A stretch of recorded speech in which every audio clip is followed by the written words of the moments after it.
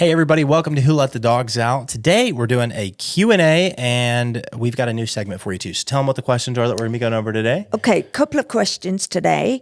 One is about a dog going to daycare that does really well, but is a little reactive on a leash. Okay. And another one is the dog is scared of the husband, but no other family members. All right. So that's what we're talking about. And then we've got a new segment called Ask AI where we ask AI dog training questions and then comment on their answers and see if they are right or if they are wrong based on my human perspective. So anyways, that's what we're talking about today. So if you want to hear all that, join us for the end of, or stay with us till the end of the show. Who let the dogs out? Who let the dogs out? Okay, welcome to Who Let the Dogs Out. The podcast is designed to help you enjoy life with your best friend without all the frustrations. Join us each week as we help families across the country do just that. I'm your host, Corey, and I'm joined by my co-host, Sally. Yeah, and like I said, today we got a Q&A for you. We've got other types of formats on the show. We do Q&A. That's where you guys ask the questions. We give you the answers. If you want to ask a question on the show, you can drop a comment down below. We'll read our comments off from last week here in a minute. Or they can do what? They can email it to me, sally@wonderdogtraining.com. Yep. So that's how you can ask a question. You can also we do dog talks too. That's where we come on and talk about a topic related to dogs, dog ownership, dog training. I feel like it's been too long, so I feel like we need to do one here soon. We need to do one. Yeah, we've been doing Do a you know lot of Q&As. what we need to recap as well? Now the weather's getting hot. Oh, yeah. Our annual Dog safety in heat. Yeah, especially for all of our Southern folks. Anyways, so yeah, we do dog talks, we do interviews, done some great interviews this year. So go back and look at that. Trying to think of what else here. What else? I don't know. Anyways, I think that's most of our formats. I think that's most of our formats. Yeah, if you guys get any value out of the show, if you don't mind, just click the subscribe button down below, like the show. And if you, like I said, learn anything today, we just ask that you share it with a friend, family member, colleague, something like that. Help us grow the show. Our show is growing, but we need your help to grow it even faster because we want to reach more families and put out great dog training information at, no cost. So anyways, if you, want to share that, feel free. Okay, comments. Yeah. We got two from last week. So last week our episode was on a bunch of stuff, really. Should puppies sleep in your bed? Boundaries, exercise, things like that. And then we talked about dog AI robots. I brought a new segment on last week. Anyways, Stafford out of Hawaii says, hey guys, on dog exercise, it also depends on the type of dog. Example, a dog with a long body should be careful on the twisting and turning. And I agree with that. Yeah, I mean, another one too would be like Frisbees, for example. Like if you're throwing your, Frisbee, your dog should be jumping in the air, spinning, their spines should be twisted and stuff. So yeah, be careful for that. Watch out for that. But yeah, I did, generally speaking, agree with that comment. Stafford from Hawaii also said, AI dogs, creepy. People are missing the point on what a dog is. Yeah, and I think if you listen to the segment from the last episode, I think that's kind of our sentiment too. It's like with that, yes. It is creepy. So, yeah. Weird. Anyways. Yeah, you can't replace a real dog. But that AI segment where we're talking about AI dogs came up with the new how I came up with a new segment today called Ask AI, where we ask AI dog training questions and then we get their answers and then we comment on their answers. So, so I guess I should say its answers because it's not a there. There would imply person. So anyways, comment on its answers. Its answers. It's going to clip that and come back to get me when it turns alive. Anyways, what else? I forgot a trivia question. I've got some world news. Okay, great. Yeah. We'll go over that in a minute. Yeah, absolutely. Here we go. I'm trying to find one. Okay, talk about something while I'm doing it. No dead time on the radio. Okay. Well, Sully's been doing great. And we've not been round to Trainer Man's house because a cat has moved in, a cat called Lady. So she needs some time to settle, and then Sully's going to go around and show her what life would be like living with a dog. That's going to be fun to see. I wasn't paying attention to any of that, but what do you say? I was saying that Sully's not been able to go around to your house. Oh, yeah. Because Lady's moved in and she needs some time. Yeah, well, she's fully competent in the house now, so. All right, our trivia question of the day is, and I'm asking this because it's got an interesting answer that I hope you get right this time. Okay, what is the name of the service dog who assisted former President George H.W. Bush in the last 6 months of his life? The dog was named after the hero pilot who successfully landed a U.S. Airways flight in the Hudson River in 2009. Oh, I know that. Well, say it. Sully. Yep. Anyways, okay. Well, that's our trivia question and answer. So good job, Sally. I picked that one because I saw the answer, Sully. We'll do a different one then. How about this? What 2005 family film stars Anna Sophia Robb as a young girl who adopts a dog she finds at a Florida supermarket, naming him after the supermarket chain? Oh, I don't even know that. I remember seeing this movie. Really? Yeah, I was 9 when it came out. I remember seeing it. We used to go to the movie theaters a lot when I was a kid. All right, well, I love the movie theater. stick with us till the end because that's our trivia question of the day, Okay. folks. Well, that's pretty much it. Okay, let me ask you some questions then before we move to the new segment. Let's do it. Okay, so this lady's dog goes to doggy daycare, loves it, gets on with the other dogs, has a great time socializing. However, whenever they go out for walks, it loses its mind when he sees another dog barking, growly, snarly. And she wants to know, what the heck is that all about? Why does my dog do that? Yeah, I would say this is a pretty common thing for dogs that are reactive to like other dogs and stuff like that. Like dogs that are reactive to like dogs or people, like, you know, they could be fine with like, you know, dogs at the daycare, but then they bark at dogs on a leash or whatnot, or reactive to dogs on a leash or behind a barrier, or like a window, fence, things like that. But if you take them to daycare and they play with dogs just fine or whatnot. As to why, I think that barriers really just build tension. Leashes, windows, doors, fences, things like that. I think that builds tension up or whatnot. And as soon as the dogs like are released from that tension or whatnot, normally they get along fine for the most part, unless the dog's like actually aggressive, and attacks dogs and stuff like that. But I'd say this is pretty like textbook reactivity. The dog looks aggressive or acts aggressive on a leash or behind a barrier, but then when the barrier or the leash is removed, the dog is actually friendly. I think I remember as well when you came out to train me and Lenny, you actually pointed out that I triggered some of his reaction because of the tension. Oh, yeah. That sure. I was putting on the leash without even realizing that that's what I was doing.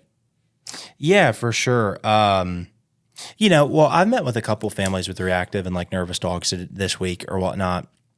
And like one thing I'm always like reminded of is that like now this is fair because of their previous poor experiences with their dogs in a social setting with other dogs or people or whatnot, but they're nervous ahead of time or whatnot. And that definitely feeds to the dog for sure, where it's like, oh God, we see a dog coming down the street or a human, we got to turn around and walk the complete opposite way because we see a dog coming, or we're walking early in the morning or late at night to avoid dogs. Or one lady, she said like she'd look out the apartment window to make sure there's nobody outside. Then she would take her dog for a potty break. And so a lot of these people have had previously poor experiences because of their dog. And so then, so then if they see a person, they start, freaking out, and not freaking out, but they start getting nervous. And then that definitely think that feeds into the dog for sure. So anyways, all that being said, as to like why, I don't know. I guess I couldn't really tell you exactly why. I think overall just like leashes and barriers build tension and stuff like that. Now we do need to train the dog to not do that stuff. And that's where training could be helpful. Reactivity, I guess you could probably DIY, but it'd probably be tougher to DIY. I definitely say call a trainer for sure. Yeah, I definitely did not manage it very well. Yeah. Most people don't, to be fair. I mean, it's a hard behavior to fix. Yeah. And I think the other, I did do lots of avoidance and go back home and all the rest of it. You'd also walk really early in the morning before people would get up. When people weren't there. But also people, I've heard in the past, try to get their dog to sit while the other dog or the person goes past, which also I find out that's not the best way to handle it either, is it? Yeah, not really, not normally. Because they just keep building up that tension, don't they? So when Yeah. the dog gets nearer, that's when they're more likely to like Yeah. lunge and things. So Yeah, definitely can make things worse for yeah, sure. so get some training. Yeah, for sure. I do. One thing I was going to say that I really like about our training program, particularly our day train program and stuff, is what I call like passive training, which is really just teaching the dog to be calm around other dogs Yeah. and people and distractions. Yeah. And I think it's helpful with like 3 main categories of dogs, and if your dog doesn't fall into one of these, you probably don't really need too much training anyways, but very hyper dogs, reactive dogs, and nervous dogs, and fearful dogs, things like that. So, and basically how it works, it's like always, whenever we do active training, which is like on a leash, working with the trainer on commands, Yeah. bad behaviors, things like that, that's here at the shop. So when the trainers are here working with the dogs, that would be active training. Passive training is where they're tethered at one of the stations around the room and they're basically watching the other dogs do training, or dogs going in and out for training, or people walk by our shop, employees going in and out, clients going in and out, stuff like that. And they're watching all this stuff and they're basically learning how to just be calm, right? Because we don't, we've got, there's not a ton of dogs here today, but there's dogs behind us right now in the room behind us. And like, they're all just being quiet. They're just hanging out and stuff. And they're learning how to take in all that information and realize I don't have to bark or react to everything I see. I don't have to act hyper every time I see a person. I don't have to bark every time I see a dog walk by, things like that. Yeah. Because we also, don't let them bark all day too. And so anyways, it's very helpful. It's very helpful. I think that passive training is really helpful for reactive dogs, fearful dogs, and overly hyper dogs, because it really just teaches them how to just settle down, like I don't have to react to everything, So that's one thing I really like about our training program that we do now. Yeah, absolutely. Perfect. Okay, here's my second question. Quite unusual, this one. So a lady's dog, it's a small dog, is scared of the husband, and whenever or on occasions when he's picked the dog up, the dog has actually like pooped because of being so scared. Not scared of other family members, just the dad. And she's asking, what should we do?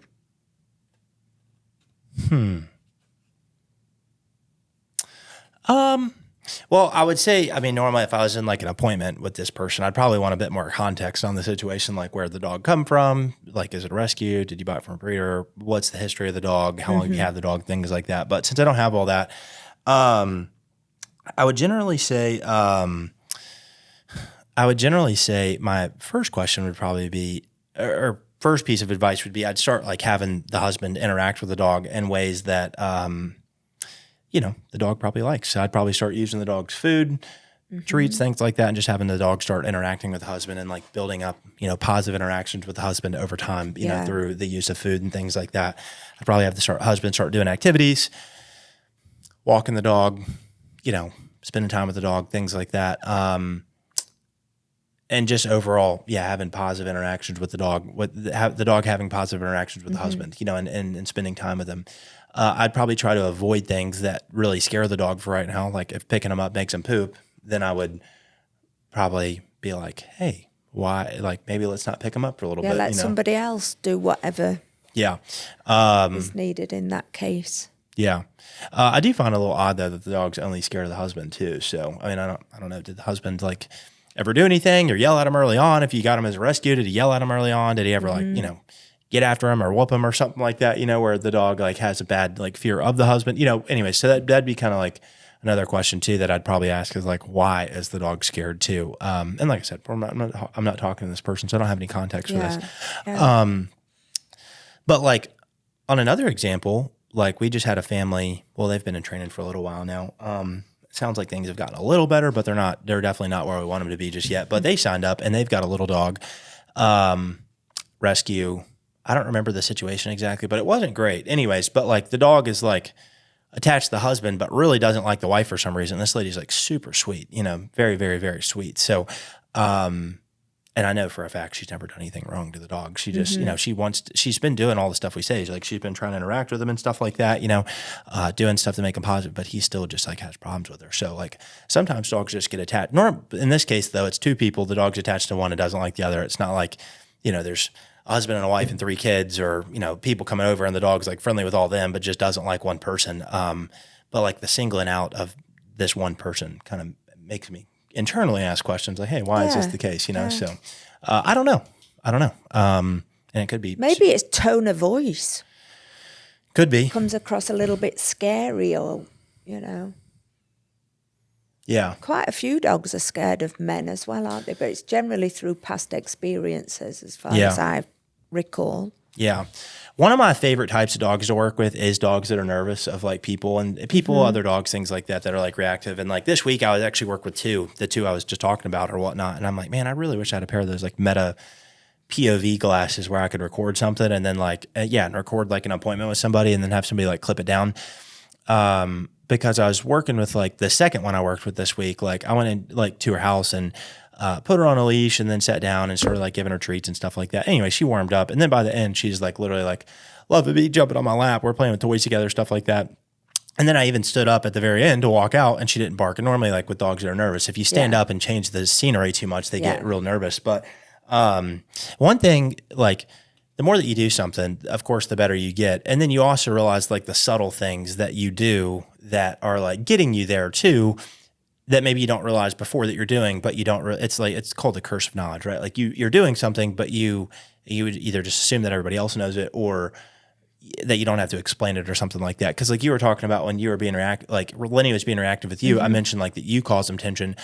I don't think I had a way to actually explain that to people until after I met with you. Cause I remember the first time I was working with a reactive dog and I caught it and I was trying to explain to the owner, like, this is what I'm doing versus this is what you're doing. And it was that first year of business, but it wasn't until after years that I would, cause I remember, cause whenever she was graduated, I was wearing a jacket and we trained you in the summertime. So, it was after you though. That was the first time I explained it. I was doing it with Lenny, but I didn't know how to actively explain it or like demonstrate it or whatnot. So anyways, I was saying all that to say with like nervous dogs, particularly dogs that are nervous with men, and me, I'm huge. You know, I'm huge. I normally wear a hat. Like that's like two things that are right off the bat that most dogs don't like about, guys is like big ones and they wear a hat. You know, those are normally the ones that you hear where dogs are like scared of men. And so anyways, I do a lot of stuff that's very subtle to get the dogs to warm up to me, but, and I'm not going to explain all that here, but, one of the tips that I do is I talk in a really like quiet and really just monotone voice. I don't like, cause normally when I'm doing like a transformation session, I'm excited to meet with them and the family. So I'm like very animated in my speech. I'm raising my tone. I'm excited, things like that. I talk fast, cause I'm excited. But normally when I'm working with dogs that are nervous, I'll normally talk like very monotone, very slow, very quiet, and I'll explain that to people up front. Like, hey, normally I'd be a bit more animated while I'm talking, but I don't want to like get the dog hyped up or get the dog nervous or anything like that. So, anyways, that was a long-winded way of commenting on you saying it might be tone of voice. That's why I said all that. So, but it's true because some men have very deep voices. Yeah, true. So, true that.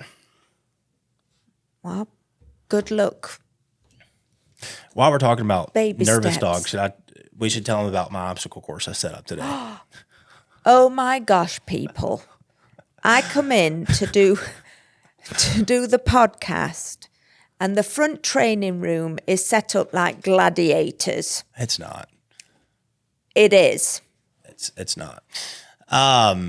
Okay, so we've got on Fridays we only have one trainer in the shop. The other one's out at people's houses doing in-home lessons. And anyways, so we hired her son recently, and he drove her van to work today. So he had to leave to go pick her up, and so I'm at the shop by myself. And one of the rules at our shop is somebody has to be in the shop with the dogs in the training room at all times. And so I couldn't take any of them out. So I was like, well, what can we do while we're inside, And so, and normally we'd treadmill them, but I was like, man, I'm just kind of bored of treadmilling dogs. I want to do something different today.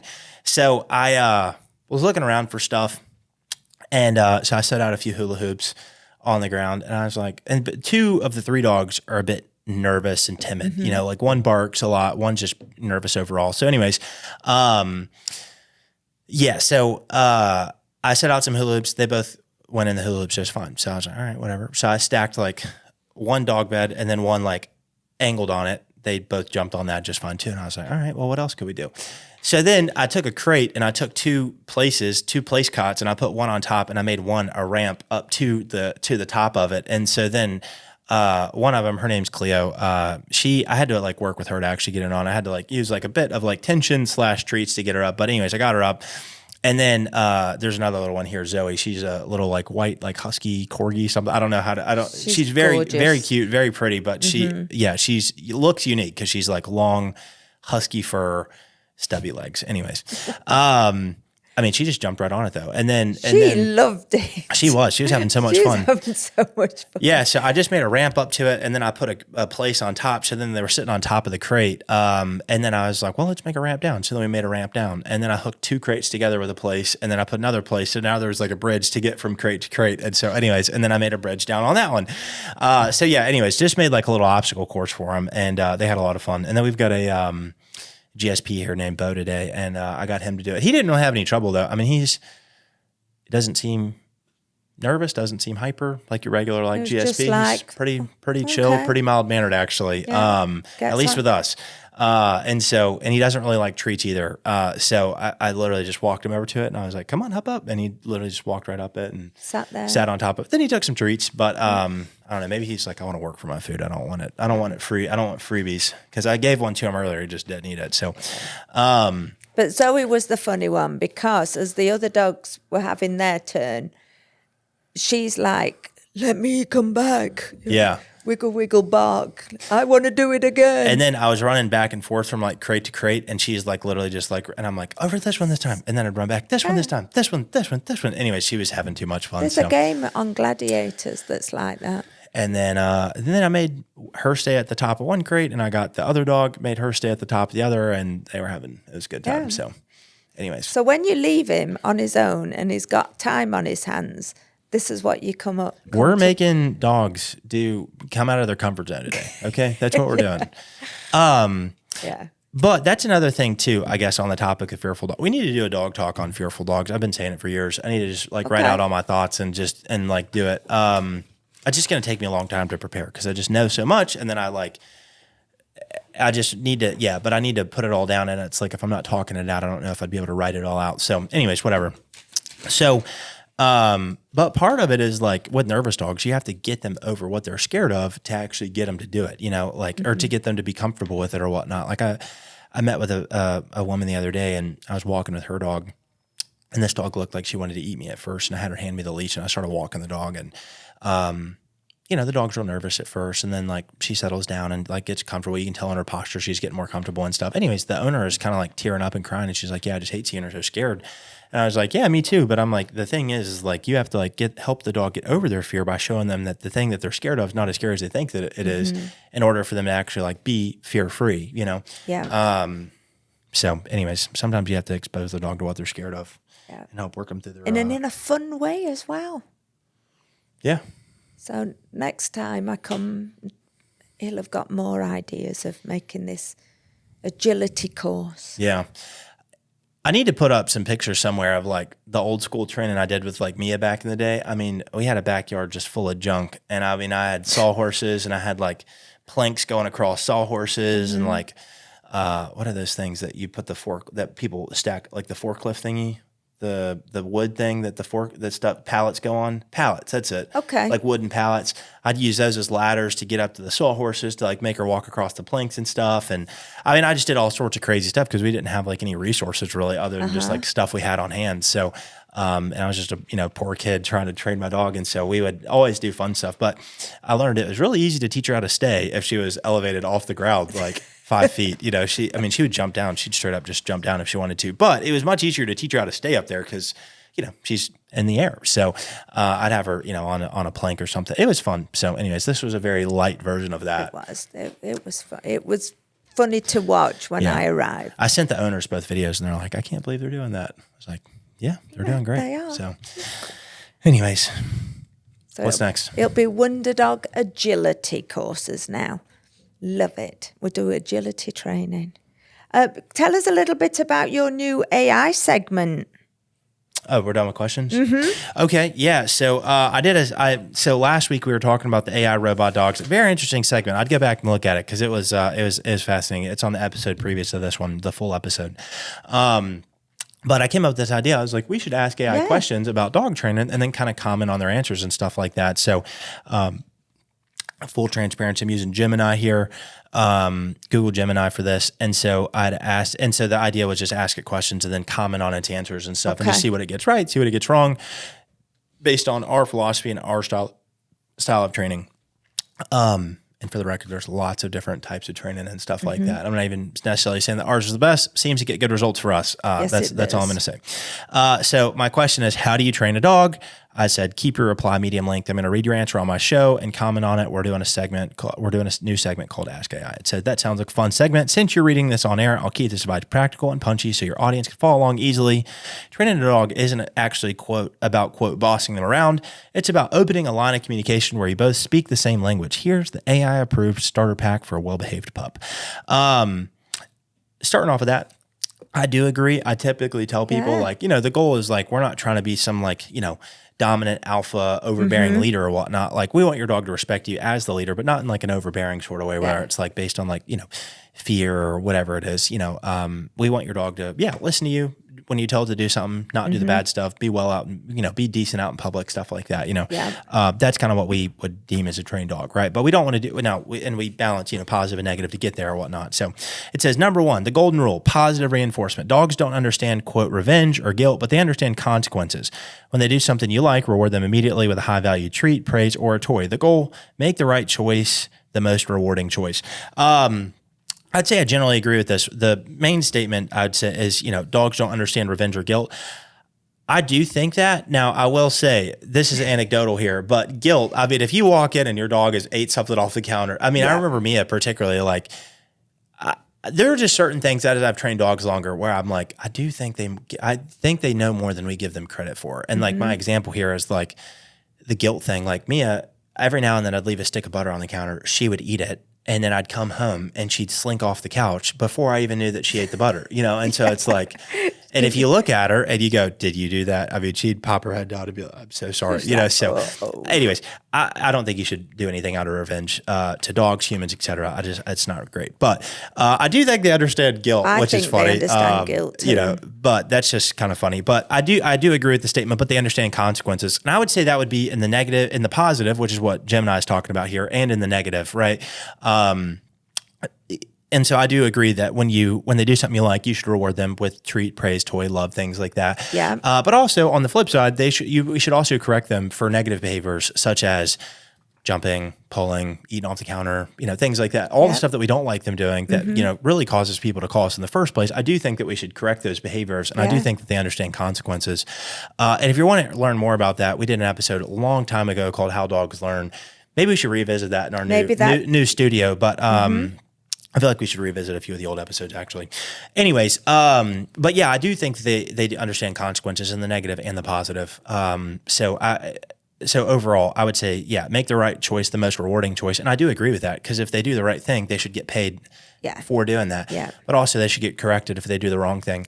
Now, typically when it comes to behaviors obedience commands and stuff like that, we're going to help the dog get a baseline understanding using a more positive method. And then once they have a baseline understanding, then we'll add in a correction for not listening. We typically don't start with, corrections off the jump to teach them, to do something. We normally start by teaching them using a bit more positive and then add in a correction when they don't know something. But for bad behaviors, I think you can just kind of correct that straight off the, straight from the jump. Number 2, consistency is everything. If you let the dog on the couch Monday, don't get mad when they jump up on Tuesday. We talked about that last week too on the podcast about getting on the bed. Use the same hand signals and verbal cues every time. If sit means sit to you, but sit down to your partner, the dog is going to be confused. Pick a script and stick to it. I feel like we say this quite a bit too. We do need to be consistent about our rules, the words that we use, how we do things, generally speaking, having a good routine for the dog, exercise, life, things like that. Manners. If we make the dog sit at the door, we do it every time. If we, don't let the dog on the couch, we don't ever let them up there. If we only let them up there when we give them permission, we give them, their password before they get on the couch and stuff. So generally speaking, I agree with most of this. So overall, check on number 2 so far. Let's see if there's anything else. Third one, it says, keep it short and sweet. Dogs have the attention span of a toddler in a candy store. Duration, aim for 5 to 10 minutes per session. Frequency, do it 2 to 3 times a day rather than one long, boring hour. Ending, always end on a win. If they're struggling with a new trick, go back to an easy one they know, reward them and stop there. I think duration, I think it depends on maturity and also what you're doing and stuff too. If you're working on something that's repetitive, like if you're teaching your dog to like sit and down, I might do like quick, sessions on that. If I'm walking the dog and I'm working on like loose leashing and healing, there's no need to keep that to like 5 or 10 minutes. If I'm working on come and called, I might do it for 20 minutes. I might just do it for 20 minutes. I might do three reps though. And if the dog like crushes, like they're really distracted and they come to me on the third one without me having to, give them a correction, I might just stop after like 3 reps or something, depending on the dog and the situation and stuff like that. Frequency, do it to 2 to 3 times a day rather than one long, boring hour. Generally speaking, I do agree. I will say with and I think this also goes back once again to like maturity and age and stuff like that too. So if the dog is younger, then like a puppy, I'm definitely going to do a lot of quicker, more, quick spurts rather than if the dog is like 6 months or a year or 2 or 3 though, I might, do a little bit of a longer lesson or session with the dog to actually get the dog to understand what we're asking them to. Ending, I do agree with that too. I like ending on a win, especially whenever we're teaching something new, particularly. And I will say there is an asterisk here too, where it's like if the dog's having like a lot of like difficulty or whatnot, like you might need to like work through the difficulty before you put the dog up or something like that. But there is a lot of benefit to ending on a win and like jackpotting where the dog's like, hey, I really like that. I got paid a lot when I did this like one really good rep. I got paid a lot. I had fun, things like that. So I generally speak and always agree with always end on a win. But I do think there's also something too to like, particularly like this morning, like getting one of the dogs on the treadmill or whatnot, like she was struggling getting on the treadmill. And it's like, okay, well, if I stop while she's struggling and if I stop at like, the peak struggle or whatnot, she's going to learn, oh, okay, if I struggle enough, I just don't have to get on it, And so there's sometimes it's where it is worth working through the difficulty to actually get the dog on to the thing or do the thing that you want them to do. So I'd say there's a little bit of like nuance there. I'm just kind of running through these. Do you have any comments on any of this? No, so far so good. The only thing I was going to go back to, but it's way back on the first one, was I think it was like dogs with revenge. Is it a revenge that they said? Something like that. I can't tell you how many people say that their dogs pee and poop on purpose. Okay, that's one that I used to not believe in, but I kind of believe in now. Yeah. Because I've heard enough people over the years say, my dog only pees or poops when I do this. Yeah. Or whatever. And I'm like, and at first I was like, dogs don't do stuff out of spite. But I don't know. Now I kind of believe that they do. I don't know. I've just heard enough stories over the years to like be like, okay, maybe my original interpretation of this was wrong, But yeah, so that was the only thing that pricked my ears up with the dogs don't do things like revengeful. But I was like, the amount of people that say that. Yeah. Yeah. Another one too, going back to that, I do think like on terms of guilt, I don't know if they know guilt, but they definitely know manipulation. I mean, like you're eating a freaking bag of Cheetos or something. Your dog's like, I've not eaten. I've not eaten for a week. I'm wasting away. They definitely know manipulation for sure in the best way possible. So, yeah. Anyways, but that was number 3. Keep it short and sweet. Yeah. Number 4, manage the environment. You can't expect a dog to learn stay if there's a squirrel outside, a steak on the floor. Start in a quiet room with 0 distractions. Once they're a pro at home, gradually move to the backyard, then the park. Overall, generally agree with this one too. I would say that like I would call this like adding like context. So like, if we're using like the stay example for, as an example or whatnot, I always say like 3 Ds: duration, so time, distance, how far we can go away from the dog, distraction, what can be happening in the environment and the dog still stay, right? I increase 1 or 2 variables at a time and then, and kind of go from there. And so, if I'm teaching a dog to stay the first time, I'm going to start in a pretty like neutral environment. I'm going to start where the dog's like, there's not a ton of distracting stuff, not going to make them stay a super long time, things like that. And sometimes it's like work just getting the dog on the place, like if we're using a cot particularly, and some dogs like really don't want to get on the cot. Sometimes it's a struggle just getting them on there. And so it's like, we're not even going to work on stay to start. We're just going to work on getting on there when you hear the command, but generally speaking, I agree with that. So like duration, distance, distraction, those are kind of the 3 Ds that we use. Yeah. And then once they start doing good, then we'll add some like, duration. So like lengthen the time. We'll add some distance. Like we'll go further and further away from them. We'll add some distractions in. So like, could they stay outside like on a cot with a squirrel? Like that's a pretty big distraction. Could they stay when somebody walks in the door? Pretty big distraction, right? And then you want to add context. So like once they're, doing good at home, then now we're going to make you stay at the Wonder Dog shop or at the park or something like that. And we might make you like place on a bench and then stay on a bench or something or under a table, And so then we start adding context to the commands. You could use the same one with recall. Okay, recall, start in the backyard where like the dog's super familiar with all the smells and distractions and stuff. Then I'll move to the front yard. Then I'll take the dog on a walk in the neighborhood and I'll let him go out ahead of me. And then I'll call the dog back to me. Then I'll go to the park. And then once I make it harder and I go down to like just instead of a long leash, I'm just using a short leash. I might start in the backyard or the front yard. Then I'll start walking the dog, on the leash, like let him drag the short leash around the neighborhood and walk him and let him be, kind of off leash a little bit. Then I'll go off leash, things like that. And so I'll start adding context to all the commands, which Google is saying manage the environment. Anyways, that's it. And then the last one was patience is your superpower. There will be accidents and chewed up shoes. Just remember your dog isn't trying to be a jerk. They're just a different species trying to navigate a human world. Stay calm. If you get frustrated, they'll get anxious and stop learning and learning stops. Yeah. I mean, I will say you do have to have quite a bit of patience to train a dog, especially be a dog trainer because you're working with all sorts of different dogs and the thing attached to the dog, which is the human, and so you definitely need a lot of patience. And that's one that I tell people a lot, particularly with like big dogs, is like we had like a Great Pyrenees come in or whatnot, yesterday, and she's probably like 4.5 months old, something like that. Super cute. I actually texted her and I was like, she gets my favorite dog in training award for the day. I was literally sitting by her bed, just cuddling with her. She is so sweet. Anyways, but like she's huge. For a 4.5-month-old puppy, she's a big girl, like the size of like our family border collie, now, like in terms of height and stuff, like not, build, but, I'm like, even though she's big, like she's still a baby. So like, you gotta like remember she's still a baby or whatnot. So yeah, definitely be patient. I will say one other thing I agree with here. I don't really have like a ton of comments is just like, if you get frustrated, pause, if you get frustrated, pause, because if you get frustrated, the dog's gonna get frustrated and it's just like not gonna go great. And so, it takes like a little bit of like, putting the ego aside to be like, okay, I'm gonna pause for now and come back to this lesson a little later when we're doing a little better in terms of like my attitude and the dog's attitude and stuff like that, Anyways, that's pretty much it. I asked another question, but we'll just keep it at that for today. We'll just keep it short and sweet today. We'll do another Ask AI segment. That was good though.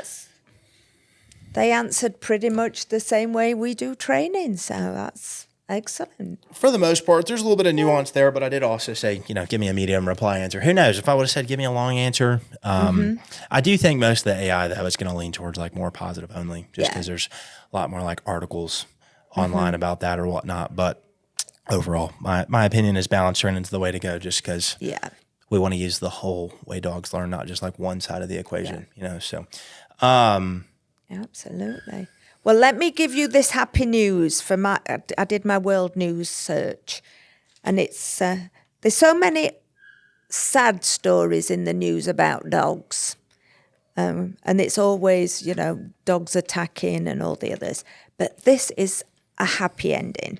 So, there was a hiker in New Zealand and she fell 180 feet down a waterfall. Oh, God. Yeah, and she was evacuated, but without her dog. Why wouldn't they take the dog? But anyway, 160 people crowdfunded a private helicopter to search and find Molly. Molly is a border collie and she was left alone and lost for 7 days. Oh, goodness. But they found her. Aww. And they airlifted her and she was reunited with her mommy. That's sweet. I love that. Why couldn't they not airlift her at the same time? It sounds like she was lost. That was mean. I mean, yeah, it sounds like she was lost. Oh, no, I think she was with her mommy from what I read. Oh, but they only took mom and left her. I'd have been frantic. Yeah. Be like, come back when you can take both of us at the same time. Yeah, just like, leave me here. Yeah. But anyway, Molly was saved. And that's great. Yeah. Man, what a blessing. Yeah, I've been listening to this book. I don't know the title of the book or I'd plug it, but I listened to a book a few weeks ago about smoke jumpers, like people who jump into like backcountry, like, Northwest area basically and put out like fires before they become like huge fires. Anyways, that popped, and then another book popped up on my Spotify Speaking of, if you have a Spotify premium membership, you get 10 or 15 hours of like free audiobooks per month. So very nice. If you like a lot of audiobooks, you don't have to buy them all on Audible like I've been doing for years. So anyways, it's some book though about like backcountry, like rescue, like so like EMS backcountry though. So like Yosemite, Yellowstone, Grand Teton, stuff like that. And so it's like about like accidents that people have, and then these paramedics have to go in and like find them and then get them out or whatnot. Very cool stories like about people falling down or a tree falling on them or getting bit by a bear or gored by a bison or something. And then like, you know, they've got to drive them an hour in the ambulance and like keep them alive till they can get to a hospital. And sometimes the ride's like 2 hours till they get to a hospital or something like that. So anyways, I thought it was a really cool book though, but that kind of reminded me of that. That's been kind of on my mind lately. So like, I don't know. I just love the West. Yes, you particularly do. the Northwest. Yes, you do. Anyways, okay. Trivia question answer. Here we go. Question was, what 2005 family film stars Anna Sophia Robb as a young girl who adopts a dog she finds at a Florida supermarket, naming him after the supermarket chain? Answer. I have no idea. Because of grocery store starts with W, second word starts with D. Because of Winn-Dixie. Oh. Now I recognize the Winn-Dixie, but Yeah. Anyways. I've never seen the movie. Yeah, I remember seeing it as I was a kid. I don't remember if we had it on DVD or went and saw it in the theaters or something, but yeah. I think she was in another movie called like The Bridge of Terabithia or something like that. Oh, is that the actress? I watched that. I liked The Bridge. Yeah, that was a good movie. Good I was movie. in love with Anna Sophia Robb as a kid. It's like, that is going to be my girlfriend or my wife one day. So I'm going to marry her. yep. No. Fun thing before we end is I started looking up puppies on Paige's phone last night, so that way she'll start getting puppies in her algorithm. So we were looking at Malinois litters. There's one litter that's going to be ready mid-October. Looks like it comes from a very good, very reputable breeder. And that's the timeline of when I wanted to get one. So they're going to be born at the beginning of August, right when we're getting married, and they'll be ready to go like mid-October. So anyways, but yeah, Paige is going to start getting puppy content on her phone now. So I've done that once before and it worked. And then she started sending me like Facebook ads she's getting for like dog collars. Dog collars and puppy stuff and everything. So That's funny. anyways, well, yeah, you got anything else? Nope, that's it for today. Okay. Well, guys, thank you all so much for tuning in and listening with us. Yeah, we hope you enjoyed the show. If you learned anything today, we just ask that you would, share the show with a friend, family member, colleague, something like that. If you made it this far and you're not subscribed, just ask that you hit the subscribe button. That'd mean the world to us just so we can Click help grow the the show. like button. Yep, click the like button. If you want to engage with us, comment down below on any platform you're on, Spotify, Apple, YouTube, all that kind of stuff. But that's pretty much it. Yeah. Well, guys, thank you all so much. And remember, you can get your dog trained and that can get you some peace, but the only way to true peace is to walk daily with the Prince of Peace, Christ Jesus. And we will see you on the next episode. Bye. Bye.